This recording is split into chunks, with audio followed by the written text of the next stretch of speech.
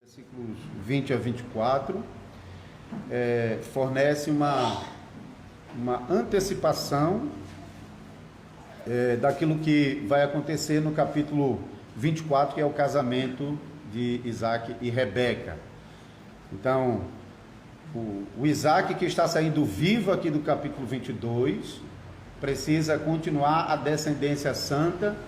Então, nós temos essa antecipação, inclusive mencionando o nome da esposa que Isaac terá no capítulo 24, que é Rebeca.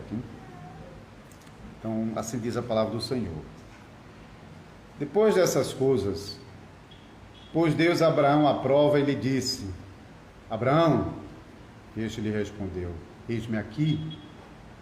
Acrescentou Deus: toma teu filho, teu único filho Isaque, a quem amas, e vai-te à terra de Moriá, oferece-o ali em holocausto sobre um dos montes que eu te mostrarei. Levantou-se, pois, Abraão de madrugada, e tendo preparado o seu jumento, tomou consigo 2 dos seus servos e a Isaque seu filho, rachou lenha para o holocausto e foi para o lugar que Deus lhe havia indicado. Ao terceiro dia, erguendo Abraão os olhos, viu o lugar de longe. Então disse a seus servos: esperai aqui com o jumento, que eu e o rapaz iremos até lá, e havendo adorado, voltaremos para junto de vós. Tomou Abraão a lenha do holocausto e o colocou sobre Isaque, seu filho. Ele, porém, levava nas mãos o fogo e o cutelo. Assim caminhavam ambos juntos.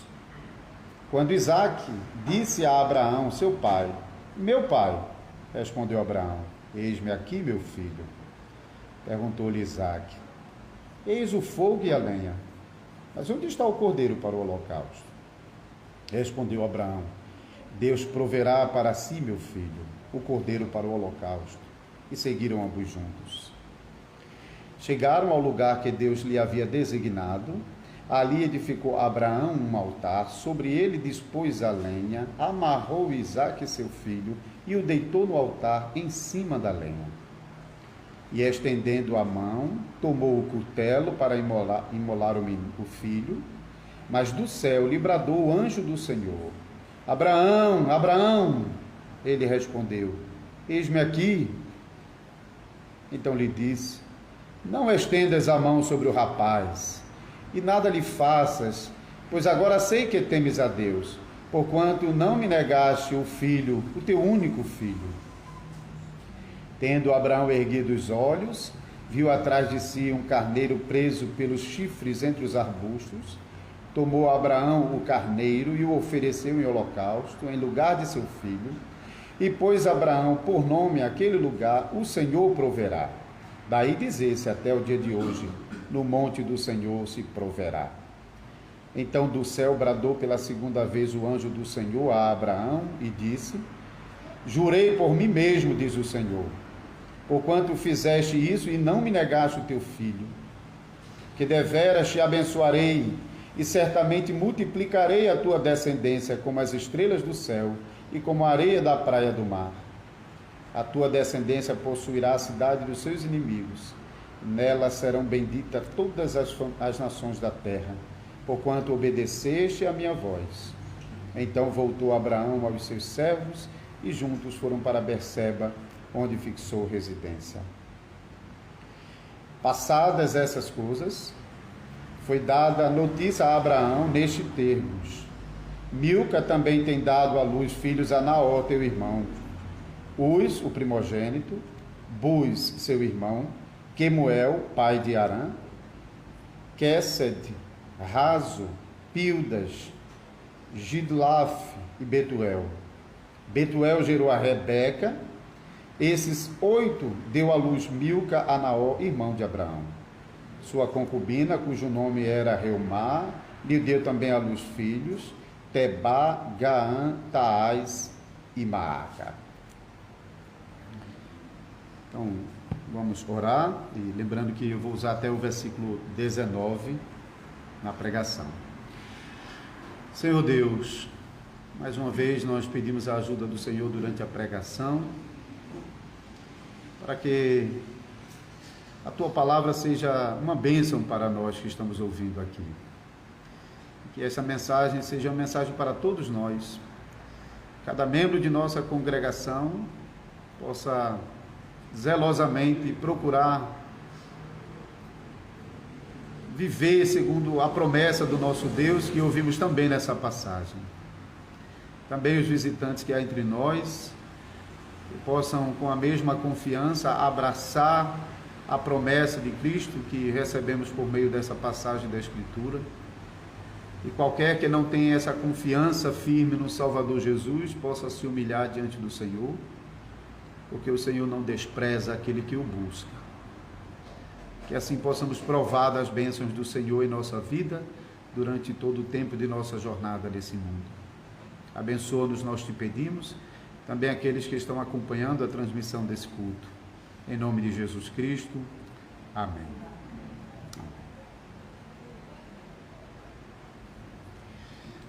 Amados irmãos e irmãs no Senhor Jesus Cristo,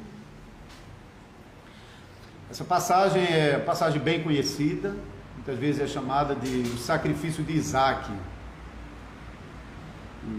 Embora Isaac não chegou efetivamente a ser sacrificado, mas o título não é de todo estranho, porque de fato Abraão estava pronto para matar o seu filho, e para ele é realmente como se tivesse sacrificado Isaac, e o escritor aos Hebreus vai testificar exatamente isso, dizendo que pela fé Abraão ofereceu Isaac em sacrifício.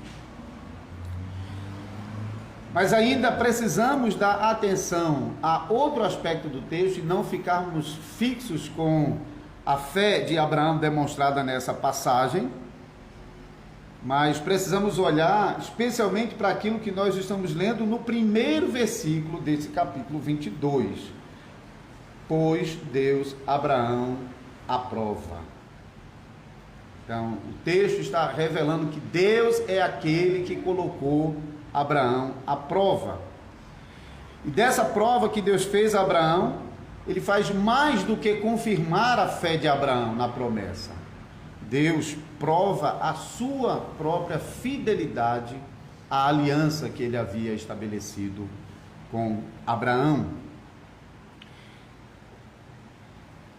Sobre a prova que Deus colocou a Abraão, recordem-se que no capítulo anterior, Deus havia enviado Ismael embora, e depois ele havia firmado uma aliança com Abimeleque. E então, depois desses acontecimentos, Deus apareceu mais uma vez a Abraão, e então ele submete Abraão ao último teste de fé e de confiança que nós lemos registrado na Sagrada Escritura. Você vai ver que nos capítulos seguintes já Deus não aparece mais a Abraão, nem o prova.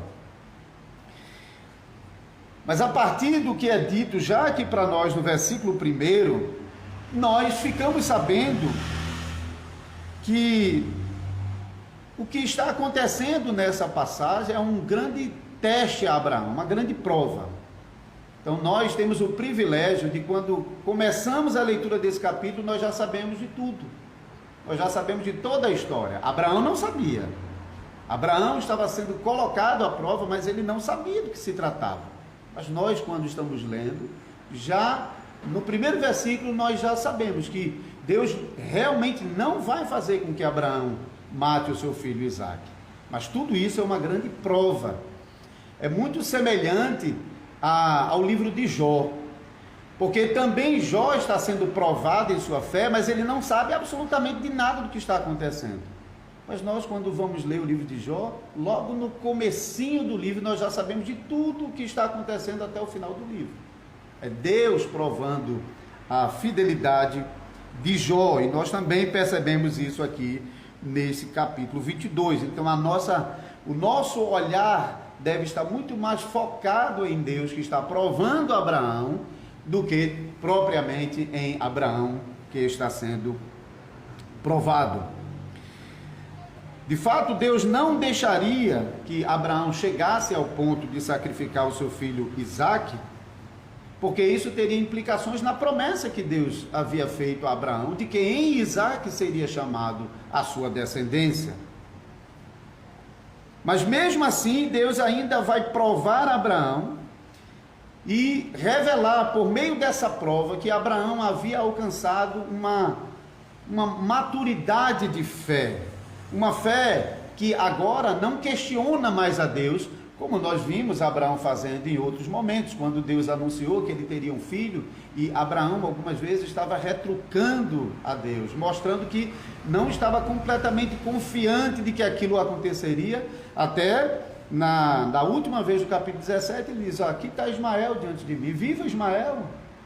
Então Abraão vinha ainda mostrando que a sua fé não estava completamente segura na promessa de Deus, mas agora nós veremos que realmente Abraão alcançou uma fé amadurecida. Nesse teste de fé, Abraão só tinha de oferecer a Deus, só tinha de obedecer a Deus e oferecer o seu filho Isaque, seu único filho. Parece um teste simples, hein? Somente. Imagine você ter que pegar o seu filho e oferecer esse filho, um filho que é chamado de único aqui, não que Abraão só tivesse um filho, porque nós sabemos ele tinha Ismael, mas era único porque era o único filho por meio do qual ele estenderia sua promessa. Morrendo Isaque, morreria a promessa. Uma grande questão sobre o fato que Deus está pedindo que Abraão ofereça um sacrifício humano, porque nós vamos aprender na Escritura, a partir daqui, que Deus não quer sacrifícios humanos, ele reprova sacrifícios humanos, e inclusive ele vai colocar isso na lei. Nós vamos ler em Deuteronômio, capítulo 12, 31, 18, 10, também Jeremias, o profeta, e Ezequiel, vão falar contra a prática de sacrifícios humanos, que, por exemplo, existia no meio dos cananeus, com o deus chamado Moloque, que era um deus que ficava com as mãos assim, e a criança era colocada sobre suas mãos, e à medida que colocava o peso, descia os braços de Moloque, e a criança então queimava no fogo. Então Deus, de fato, não quer que Abraão ofereça Isaque em sacrifício, mas ele está provando Isaque. Deus não permitiria que Abraão chegasse ao ponto de oferecer Isaque em sacrifício, justamente porque ele reprova esse tipo de sacrifício, mas também por causa da promessa que estava sobre Isaque, e Deus estava comprometido com essa promessa. Mas não cabia a Abraão resolver esse conflito, hein? Esse conflito fica com Deus, é Deus quem está ordenando que ele faça isso, e Abraão obedientemente está seguindo, sem questionamento, tudo o que Deus está ordenando. Isaque não era somente o filho único de Abraão, o filho único da promessa, mas era também o filho do seu amor. E considerando que no capítulo anterior nós ouvimos que Abraão teve de mandar Ismael embora, o seu filho que naquele momento já estava ali com seus 13 anos, imagine que o coração de Abraão está muito mais sensível agora e muito mais realmente dedicado a Isaque, que havia lhe restado. Então, o amor que Abraão estava dedicando a Isaque era realmente um amor profundo, especialmente pelo fato de ter tido de abrir mão do seu filho Ismael. Mas era isso que ele precisava fazer. Ele precisava abrir mão do filho que ele amava, para mostrar que o seu amor e a sua lealdade por Deus era maior do que o seu amor pelo seu filho. Isso é um grande teste. Isso é um grande teste. E os primeiros sinais da fé amadurecida de Abraão aparece na obediência dele, sem questionamento ao Senhor. Ele não relutou, ele nem mesmo tentou adiar um pouquinho as coisas, ele não tentou retardar esse sacrifício. Pelo contrário, nós lemos que no versículo 3, levantou-se, pois, Abraão de madrugada, quase que imediatamente após Deus ter falado com ele, Abraão já se pôs em prontidão para iniciar essa viagem, a fim de oferecer o seu filho Isaque em sacrifício. Abraão também não reclamou ou questionou a Deus por que Deus estava fazendo aquilo, como a gente viu que ele fez em outros momentos. Pelo contrário, o que vai marcar essa viagem de Abraão é o silêncio. Ele só quebra esse silêncio duas vezes, quando Isaque questiona ele sobre os elementos do sacrifício, e também quando ele deixa os servos no pé do monte e sobe para o alto do monte. Abraão atravessa as terras de Berseba até Moriá em silêncio. Então Abraão logo cedo preparou o seu jumento, cortou a lenha para o altar, separou o fogo para acender a lenha, separou a faca para cortar o sacrifício, chamou 2 dos seus servos, não identifica os servos, alguém sugere que era Eliezer, que era o grande servo da casa de Abraão, mas o texto não menciona, e então partiram de manhã bem cedinho para Moriá, fica mais ou menos a uns 100 quilômetros de distância de onde Abraão estava em Berseba. Moriá é a região de Jerusalém, toda aquela região de Jerusalém. E depois de 3 dias de viagem, que é mais ou menos, bate essa contagem com a distância, porque em média se fazia 30 quilômetros por dia de caminhada, ou montada em jumentinho, que era mesmo que uma caminhada, não era a mesma coisa que uma viagem de cavalo. Então, 3 dias depois, ele estava chegando em Moriá, e quando se aproximou, versículo 4, ele então avistou o monte que Deus havia indicado para ali realizar o sacrifício. Que é interessante porque esse lugar, embora não haja uma precisão onde realmente isso pode ter acontecido, mas tem sido associado com um lugar bem específico hoje em dia, que é uma região disputada por cristãos, por judeus e por árabes, que é na Jerusalém antiga. Hoje, nessa região onde supostamente aconteceu o sacrifício, está construída a Mesquita de Omar e a Mesquita de Al-Qizar. A Mesquita de Omar é aquela que tem o que chama de Domo da Rocha, né? Que tem aquela cúpula amarela, dourada, porque em determinado tempo os árabes fizeram essa mesquita exatamente na pedra, na rocha, onde supostamente Abraão teria feito o sacrifício de Isaque. E depois uma outra mesquita foi construída ali na mesma região para mais de 5.000 pessoas. Então esse lugar tem sido associado até hoje com esse lugar disputado lá em Israel. O fato é que esse lugar combina com o lugar onde o templo foi construído, o templo de Salomão, porque você pode ver lá em 2 Crônicas 3:1, uma referência a Moriá associada ao templo. Então, embora não dá para saber exatamente a localização, a gente sabe que realmente é aquela região. Então, Abraão deixa os 2 servos no pé do monte e sobe sozinho com Isaque para o lugar exato que Deus havia lhe mostrado. Versículo 5. Uma pergunta que surge aqui é: qual a idade de Isaque nesse momento? Eu já mencionei que no fim do capítulo 21, Abraão tinha despedido a Ismael, seu filho, tinha feito aliança com Abimeleque, e o versículo 34 do capítulo 21 diz que foi Abraão, por muito tempo, morador da terra dos filisteus. Então, o texto não é preciso para dizer quanto tempo, mas indica que pode ter se passado alguns anos. Não dá para dizer ainda quantos anos tinha Isaac a essa altura. Se ele era já um adolescentezinho, 12, 13 anos, ou se ainda era um meninote de 5, 6, 7 ou 10 anos, não dá para dizer muita coisa.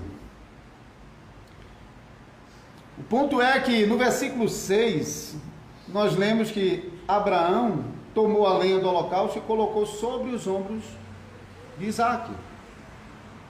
Então, isso infere que ele não devia ser um menininho muito novinho para ser capaz de carregar a lenha do sacrifício sobre seus próprios ombros. Então, imagina-se já um menino, pelo menos aí, 8 ou 10 anos, pelo menos.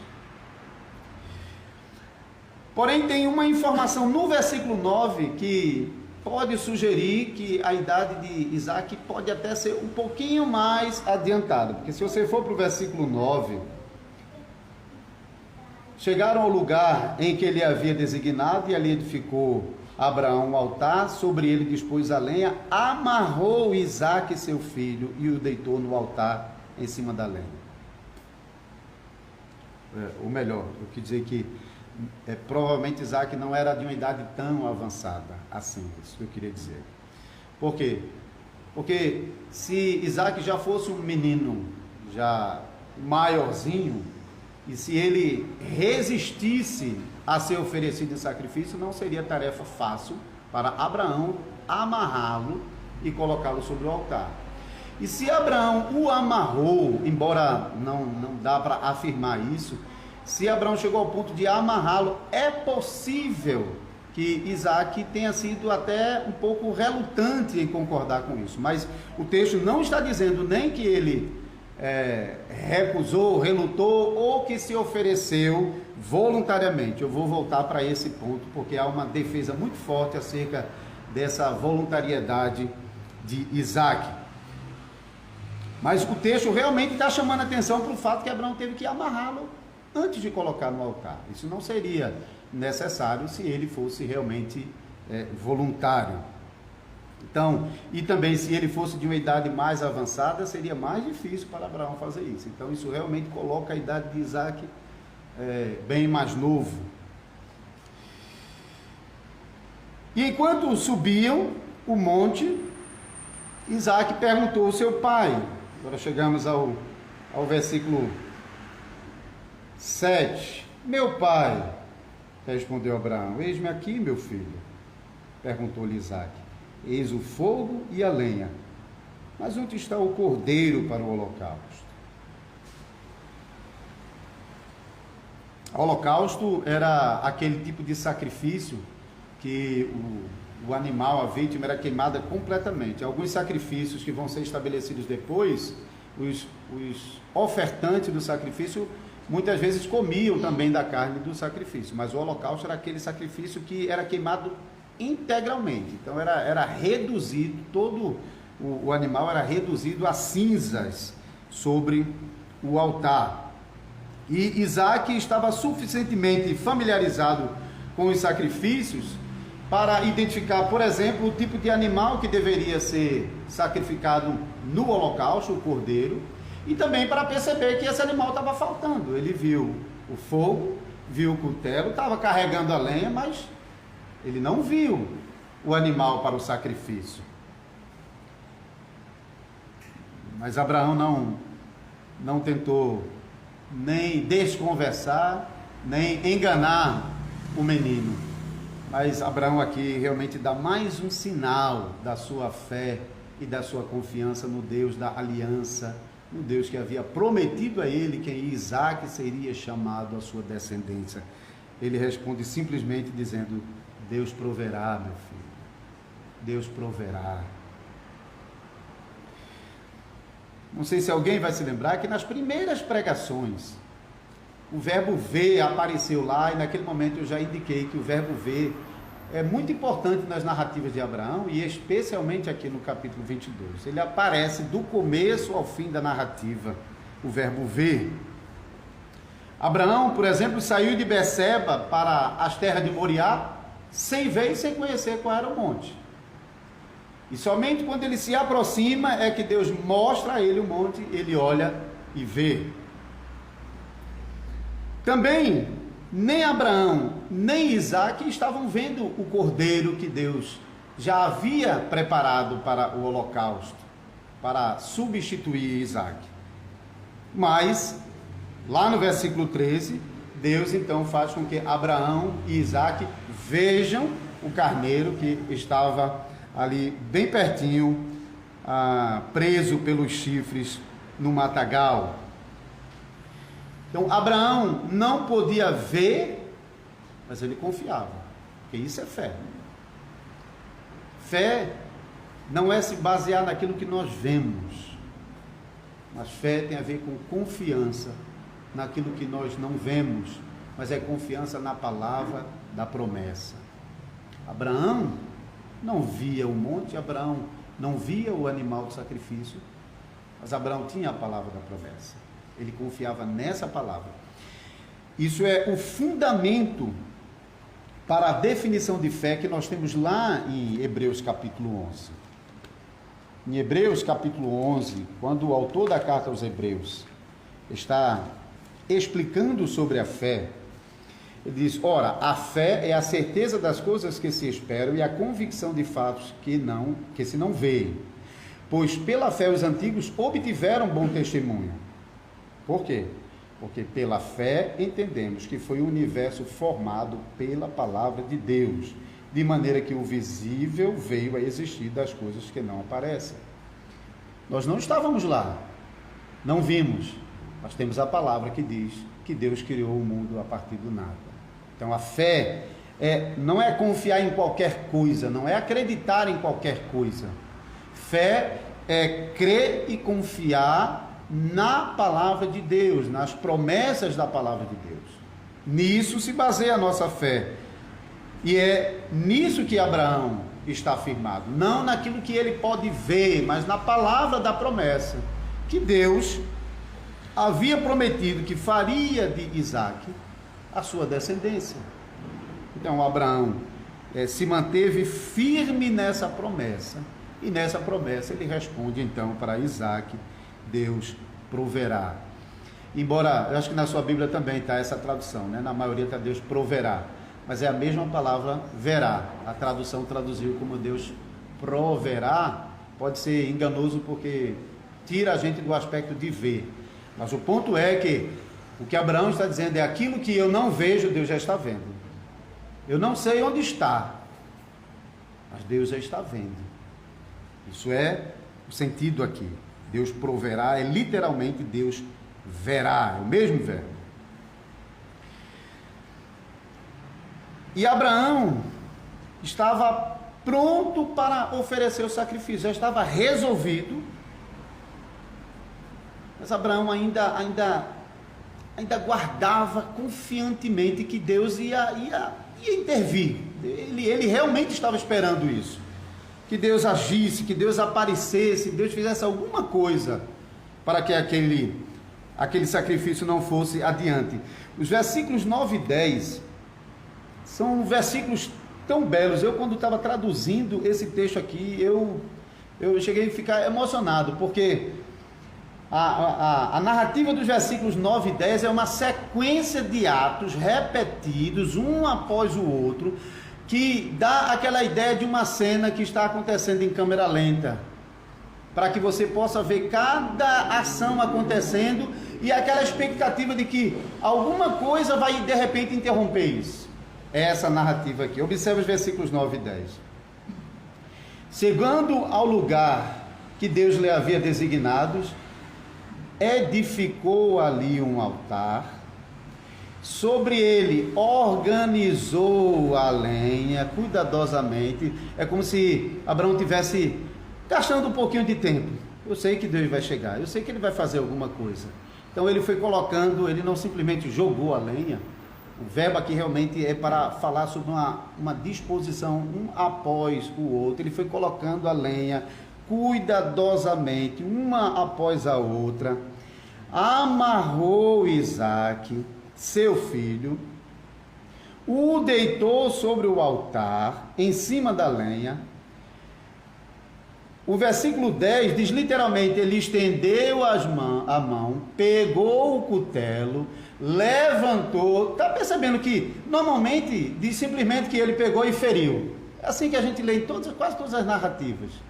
E aqui o texto faz questão de dizer, ele estendeu a mão, pegou o cutelo, levantou. É como se ele estivesse fazendo cada ato e esperando, Deus ainda vai agir, Deus ainda vai agir. E ele meio que demorando, até que chegou o último momento onde ele estava pronto para descer a faca sobre o menino. E é naquele momento então que o anjo bradou do céu: Abraão, Abraão! Estou aqui, Senhor, estou aqui. Era tudo que Abraão queria ouvir. Tudo que Abraão estava esperando que acontecesse era que Deus chegasse e intervisse naquela situação. E é exatamente o que acontece aqui. Então é muito difícil imaginar a emoção de Abraão naquele momento, hein? Ele estava pronto para matar Isaque, o filho que ele amava, mas ao mesmo tempo ele não podia deixar de fazer isso, porque mais do que Isaque ele amava o Senhor. Ele ia fazer isso chorando, mas ele ia fazer, porque ele amava o Senhor, acima mesmo do seu filho Isaque. E quando Abraão já estava com a faca em punho, ele realmente estava tão decidido a fazer o que ele estava para fazer, que esse ato, o grito do anjo interrompendo a ação de Abraão, realmente é um testemunho em favor de que Abraão, de fato, pela fé, chegou a fazer. Porque não tinha mais nada que o impedisse de que ele realmente chegasse ao ponto de sacrificar o seu filho. Então, por isso o escritor aos Hebreus, lá no capítulo 11, versículo 17, diz: pela fé Abraão ofereceu. Tiago também vai dizer a mesma coisa, que Abraão ofereceu seu filho. E a própria palavra do anjo, aqui no versículo 12, então lhe disse: não estendas a mão sobre o rapaz e nada lhe faças, pois agora sei que temes a Deus, porquanto não me negaste o teu único filho. Ou seja, as palavras do anjo testificam que Abraão realmente deu. Não matou porque o anjo interviu, mas Abraão, de fato, já havia entregue o seu filho a Deus em sacrifício.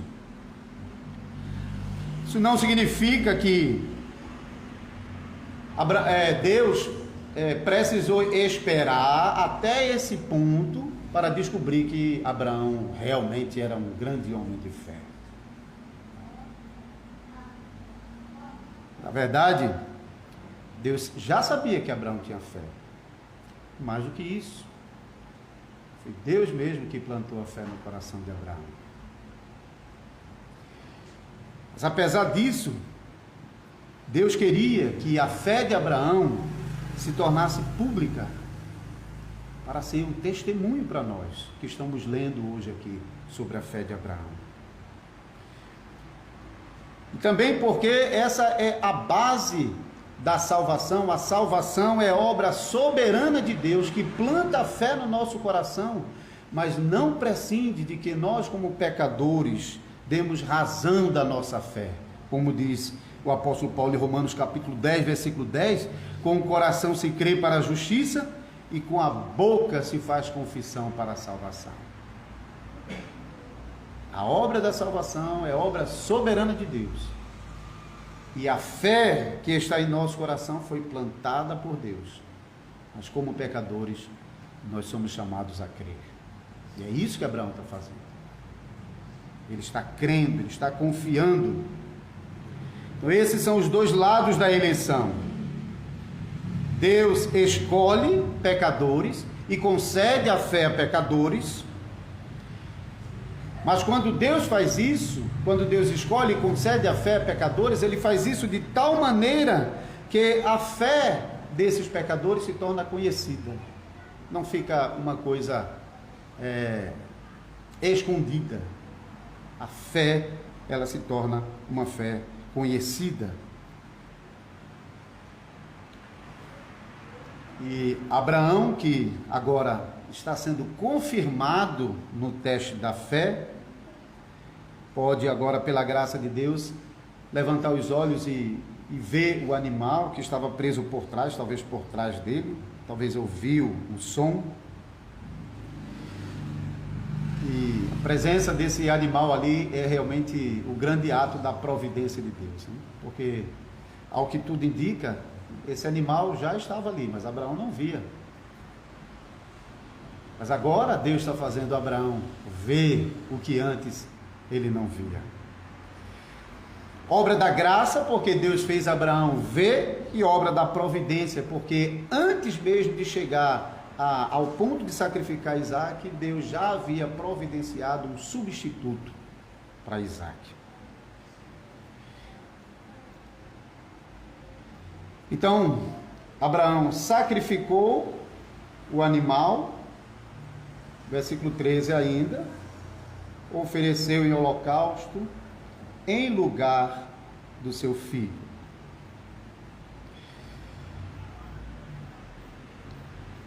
Muitos pais da igreja, e também muitos comentários, até mesmo comentários do nosso tempo,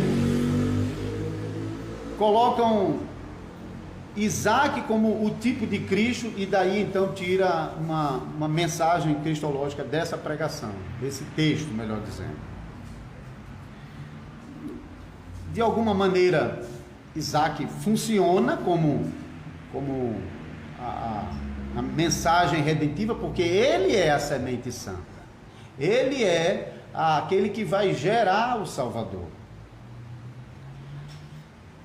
Mas há um aspecto bem presente aqui sobre o cordeiro, o carneiro que foi usado em lugar de Isaac.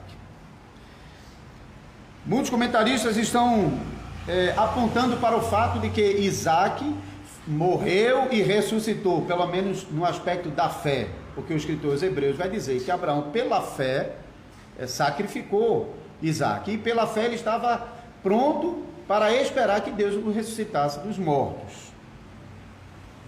Então, usando essa analogia com Isaac, estão olhando para Cristo. Então, pode ser. Mas quando nós olhamos para o cordeiro, o carneiro que substituiu Isaac, nós percebemos que isso combina mais com aquilo que nós estamos vendo aqui no texto, porque a ênfase do texto não está sobre Isaac, está sobre Abraão.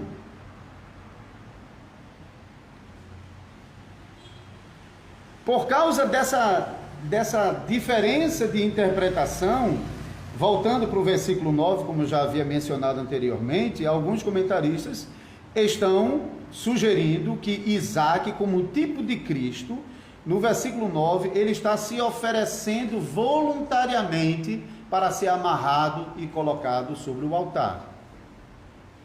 Então, aqui eles estão defendendo a tipologia sobre Isaac, está interpretando esse texto como se Isaac não tivesse feito nenhuma resistência, mas voluntariamente tivesse se oferecido. Mas o texto não indica isso, e pelo contrário, o anjo aponta especificamente para a fé de Abraão, não de Isaac.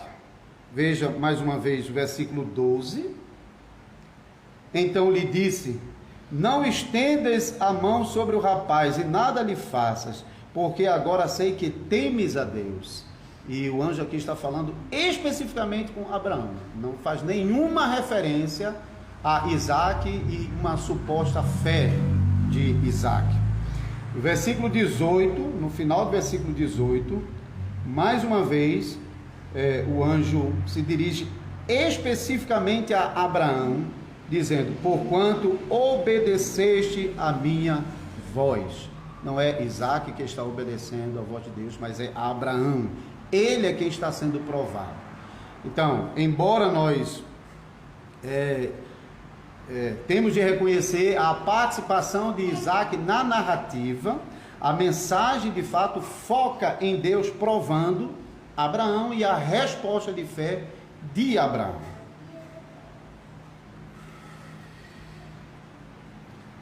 E como ainda parte da sua resposta de fé, Abraão registra a presença de Deus naquele lugar, como ele já havia feito em outros lugares, dando nomes aos lugares. Lembra que em vários lugares Abraão edificou o altar ao Senhor e também colocou o nome de Deus em muitos lugares. E ele mais uma vez está fazendo isso aqui, edificando o quarto altar durante a sua caminhada em Canaã, e agora dando àquele lugar o nome: o Senhor proverá. Versículo 14, né? E na parte final agora, o anjo mais uma vez brada do céu, e nas palavras do anjo que nós estamos lendo, o anjo aqui, devemos entender o próprio Deus, que o anjo está representando Deus e fala em nome de Deus mesmo. Então, os versículos 16 a 18, e disse: jurei por mim mesmo, diz o Senhor. Ou seja, não tendo mais ninguém por quem jurar, jurou por si mesmo. Porquanto fizeste isso, e não me negaste o teu único filho. Agora a promessa: que deveras te abençoarei, e certamente multiplicarei a tua descendência como as estrelas do céu e como as areias da praia do mar. A tua descendência possuirá a cidade dos teus inimigos. Nela serão benditas todas as nações da terra, porquanto obedeceste a minha voz. Então, observe aqui, Deus está fazendo uma promessa direta a Abraão e está fazendo uma promessa aos descendentes de Abraão. A promessa de Abraão: você será abençoado, versículo 17, te abençoarei e certamente multiplicarei a tua descendente como as estrelas dos céus e como a areia da praia. Essa expressão, multiplicarei a tua descendência como as estrelas do céu e a areia da praia, a gente já viu isso em capítulos anteriores. O que é chamativo aqui é que há uma diferença, dá para perceber isso aqui pelo texto, mas é mais claro quando nós estamos estudando o texto original. Mas percebam que há uma ênfase na primeira parte dessa promessa, quando Deus está dirigindo a promessa diretamente para Abraão, e é diferente de como ele continua a promessa para incluir os seus descendentes. Observe duas vezes a ênfase no versículo 17: deveras te abençoarei e certamente multiplicarei. É a mesma forma, tá? A tradução aqui botou deveras e certamente, mas é a mesma expressão. É para dizer, sem nenhuma dúvida, eu vou te abençoar e vou fazer com que a tua descendência seja numerosa como as estrelas dos céus e como a areia da praia. Então, essa promessa é direta a Abraão. Porém, quando a promessa vai se referir aos descendentes de Abraão, a força dessa promessa diminui um pouco. Você já pode perceber isso aqui, porque você já não vê aqui a palavra certamente, deveras, você já pode notar isso aí. E também, a partir do texto original, a mudança de palavras também mostra um enfraquecimento dessa promessa, deixando essa promessa condicional. Então, a força dessa promessa sobre os descendentes de Abraão não é da mesma natureza que a promessa que está sendo feita diretamente para Abraão. Diretamente para Abraão não tem nenhuma dúvida, vai ser assim: eu vou te abençoar e vou fazer de ti uma grande nação numerosa.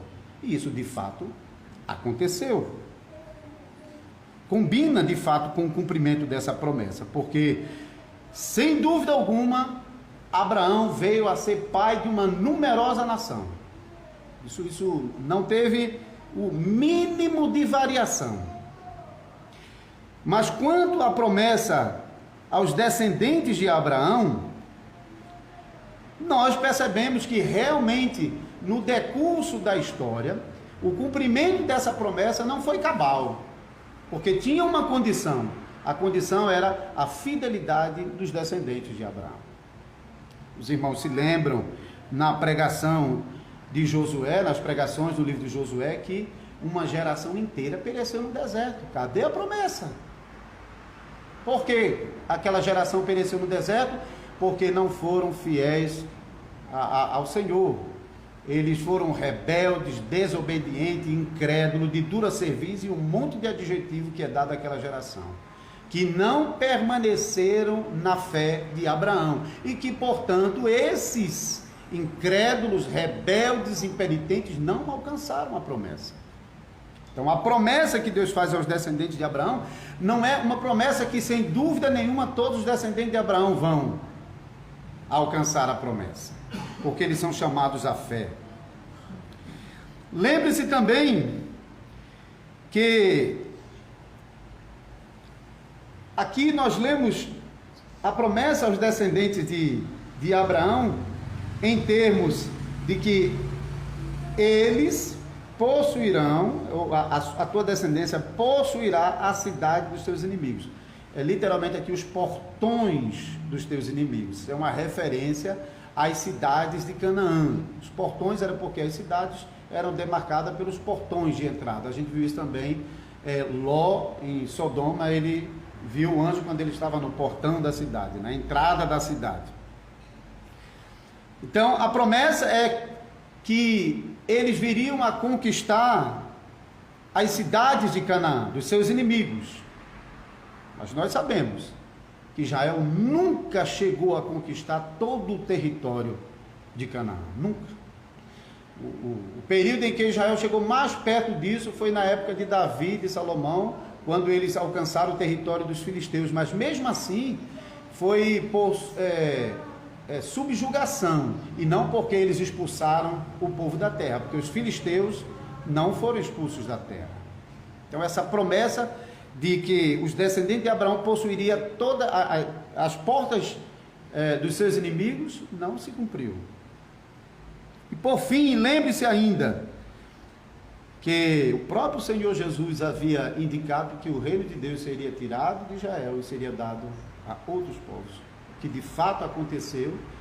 Paulo vai lidar com isso e vai ensinar que na promessa de Abraão os gentios foram enxertados, incluídos, porque Israel perdeu aquela posição que tinha como povo da aliança, como povo pactual. Então, esses versículos 17 e 18 podem bem receber um quê na segunda parte da promessa, enquanto ele diz para Abraão: jurei por mim mesmo, diz o Senhor, porquanto fizesse isso e não me negaste o teu único filho, que deveras te abençoarei e certamente multiplicarei a tua descendência como as estrelas do céu e como a areia da praia do mar, e que a tua descendência venha a possuir as cidades dos seus inimigos, e que nelas sejam benditas todas as nações da terra, porquanto obedeceste a minha voz.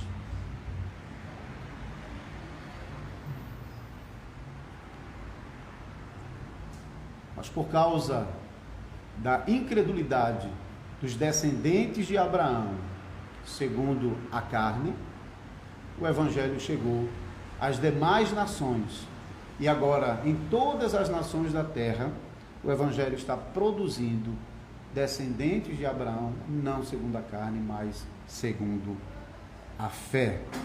De um lado, o endurecimento de Israel se tornou uma bênção para os povos, porque no endurecimento de Israel veio a pregação do Evangelho aos demais povos, de modo que aquela promessa feita a Abraão continua firme.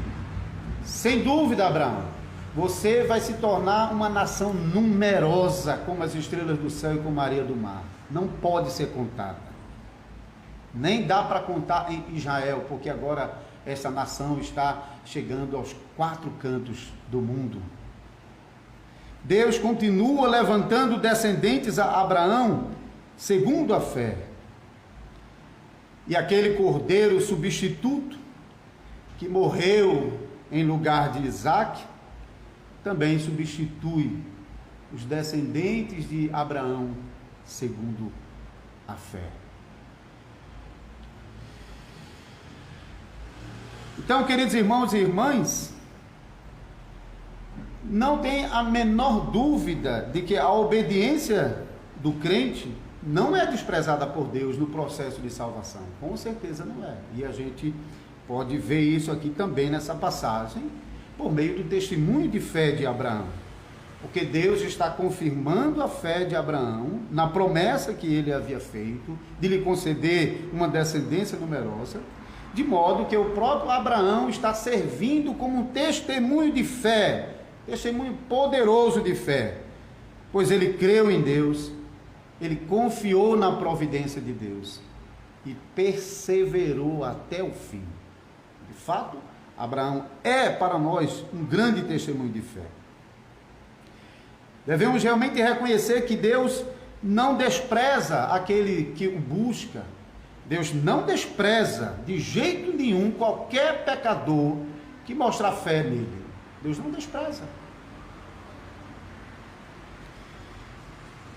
E também devemos entender que quando Deus prova essa fé do crente, assim como fez com Abraão, essa provação não é para levá-lo à queda e à destruição, mas essa provação é para fazer com que ele se firme ainda mais na promessa que ele vem confessando, como aconteceu com Abraão. Abraão foi provado muitas vezes, mas especialmente agora no final. Abraão está sendo levado a uma condição de confiar inteiramente, integralmente em Deus. O propósito da provação, segundo o Tiago vai falar, nunca é de levar um crente à queda, porque Deus não tenta a ninguém. Mas a provação visa nos treinar, nos exercitar nas tribulações, nas aflições da vida, para que em meio às aflições e tribulações nós possamos ter ainda mais confiança em nosso Salvador. Nós, sem dúvida, devemos viver na mesma fé de Abraão, seguindo fielmente os passos de Abraão em nossa jornada com o nosso Salvador Jesus Cristo. Assim como Abraão permaneceu firme na confiança em Deus até o fim, também nós, como os descendentes espirituais de Abraão, por meio do nosso Salvador Jesus Cristo, o Cordeiro substituto, nós também devemos seguir fielmente a jornada da fé até o final, a despeito de todas as lutas e tribulações que nós tenhamos que enfrentar nessa vida. E temos o que aprender com Abraão nesse exemplo de fé. Por exemplo, devemos aprender que em nossa caminhada de fé devemos priorizar a Deus acima de todas as coisas. Assim como Abraão priorizou o seu amor e a sua confiança em Deus, acima até mesmo do filho do seu amor. Nós precisamos priorizar Cristo em nossa vida. Para sermos fiéis a Deus em nossa jornada cristã, não é possível que nós abandonemos a nossa confiança em Cristo diante de qualquer dificuldade e nem mesmo diante das circunstâncias, das situações e das coisas que nós mais valorizamos nessa vida. Porque quem não estiver disposto a perder pai, mãe, marido, mulher, filhos, por minha causa, não é digno de mim.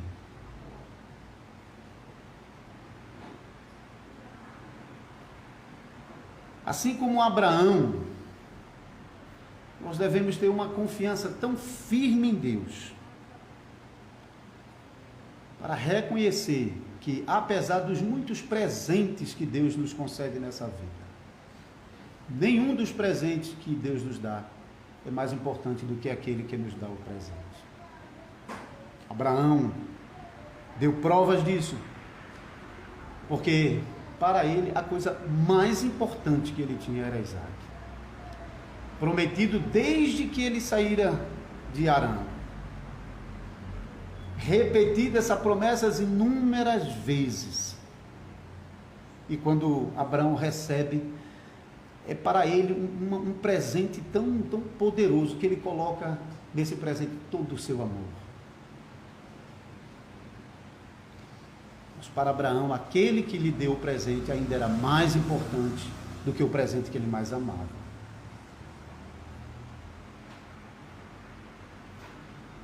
Portanto, nem mesmo filhos ou qualquer coisa mais preciosa em nossa vida, que nós recebemos como um dom de Deus, pode ser preferido àquele que nos presenteou.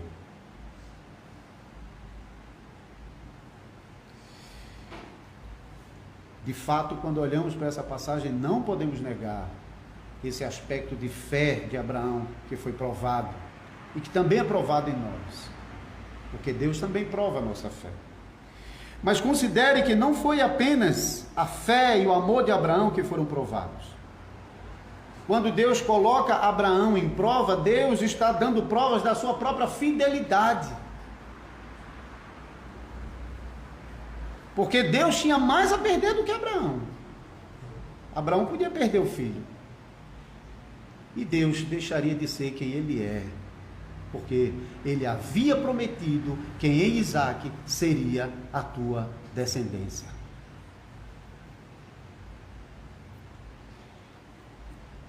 Se Isaac de fato tivesse morrido e sido reduzido a cinzas naquele altar, como ficaria a promessa?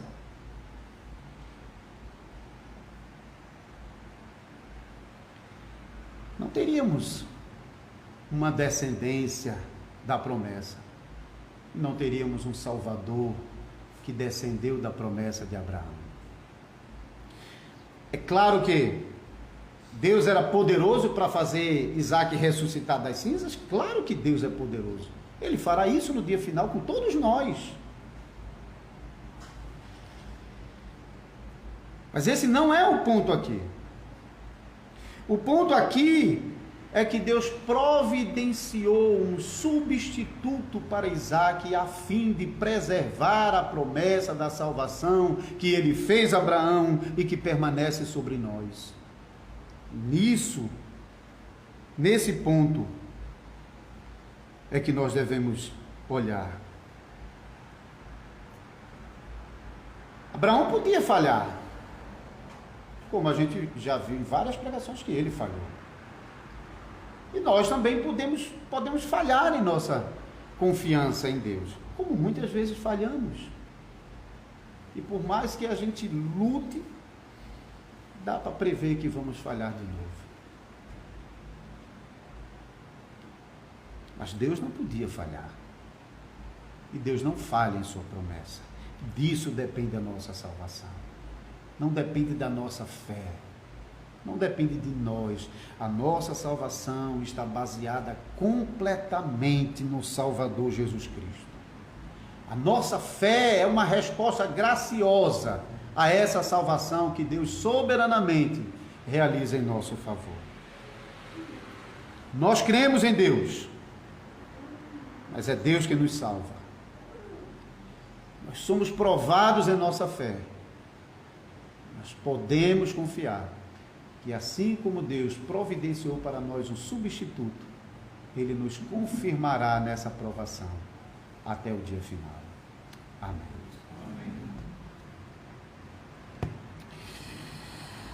Oremos.